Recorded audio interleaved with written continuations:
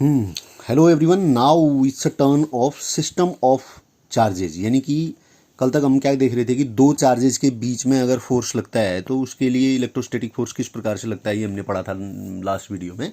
अब होगा अगर एक सिस्टम ऑफ चार्जेज हो जिसमें दो से ज़्यादा चार्जेज हों, 3 4 5 6 एन चार्जेज हों, तो उस समय किसी एक पर्टिकुलर चार्ज पर लगने वाला जो टोटल फोर्स होगा, नेट फोर्स जिसे बोलते हैं, वो कितना होगा। इसी को प्रिंसिपल ऑफ सुपरपोजिशन भी कहा जाता है। तो होता क्या है कि इसको पहले मैं पढ़ लेता हूं, मैंने लिखा है इसकी definition. If there be a system of n charges का कोई सिस्टम है, then the net force on any charge due to the other charges is the vector sum of all the forces exerted on it by all the other charges. The individual forces are unaffected due to the presence of the other charges. इसका अर्थ अब देखिए, यहाँ पर मैंने एक figure दिखाया, इससे समझा रहा हूँ। देखो, ये Q1 चार्ज था, ये Q2 चार्ज था। अगर Q1 पर Q2 की वजह से फोर्स लगेगा तो रिपल्शन फोर्स अगर प्लस मान ला हम, तो इधर को लगा, ये F/1 ड्यू टू 2 हुआ। पहले वाले चार्ज पर दूसरे की वजह से लगने वाला फोर्स इतना लगता। लेकिन अगर इसकी विसिनिटी में एक और चार्ज आ जाए, थर्ड वाला, तीसरा Q3, तो Q3 की वजह से Q1 पर जो फोर्स लगेगा वो इधर की ओर को रिपल्सिव फोर्स लगेगा। Line joining the centres of the two charges लगता है, कहा था, ऊपर की ओर को F/1 ड्यू टू 3 ये लगा। अब जो अगर 3 ही 3 होता तो इतना ही चार्ज लगता, 2 ही 2 चार्ज होता, Q2 चार्ज होता यहाँ पर, तो यही फोर्स लगता जो लग रहा है। लेकिन अब दोनों हैं तो इस पर जो नेट फोर्स लगेगा वो इन दोनों के वेक्टर सम के बराबर लगेगा। समझ में आई होगी बात, आई होप।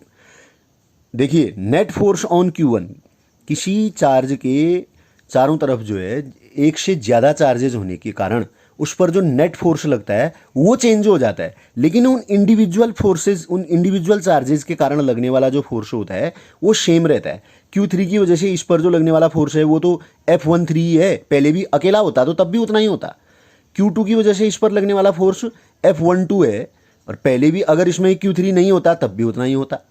लेकिन अगर नेट फोर्स की बात करें, टोटल फोर्स जिसे हम कहते हैं, that will be the vector sum of these two. अगर दो ही होंगे तो यहाँ पर देखिए मैंने लिख रखा है F1 नेट, पहले वाले पर Q1 पर लगने वाला नेट फोर्स, तो F12 2 की वजह से लगने वाला फोर्स प्लस 3 की वजह से लगने वाला force plus so on an charges होंगे अगर, तो एन की वजह से लगने वाला फोर्स।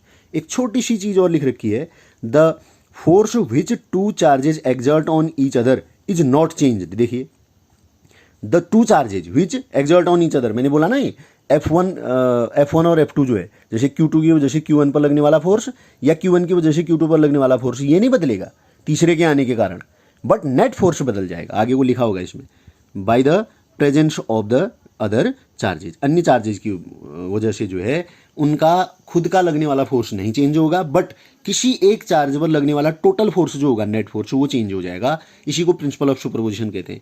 अब देखिए, अगर हम F12 निकालें, मीन्स क्या हुआ कि force on 1 due to 2, 1/4πε0 Q1 Q2 over position vector of 1 होगा। ये आप मैं पढ़ा चुका हूँ पहले आपको, 1 2 का स्क्वायर, ये R² होता है, तो R12 होल स्क्वायर हो गया, और unit vector of R12 cap हो गया। कैप को हटाओगे तो vector R12 upon scalar R12 आएगा।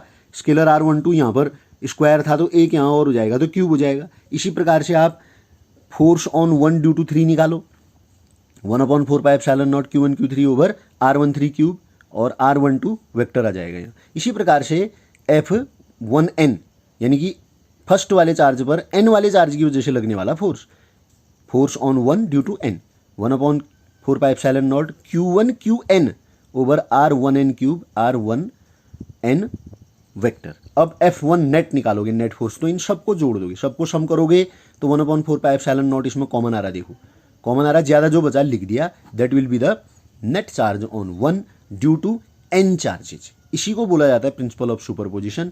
बहुत इंपॉर्टेंट है, इससे न्यूमेरिकल्स जनरली ज़्यादा पूछे जाते हैं और ये भी बोर्ड एग्जाम्स में आता है। तो ये अब चार्जेज और कूलम्स लॉ से रिलेटेड चीज़ें अब समाप्त होती हैं। अब हम जाएंगे इलेक्ट्रिक फील्ड की तरफ। इलेक्ट्रिक फील्ड वाला टॉपिक नेक्स्ट वीडियो में डिस्कस किया जाएगा। आप बने रहिए, कंटिन्यूअस हम इसको एक्सप्लेन करेंगे।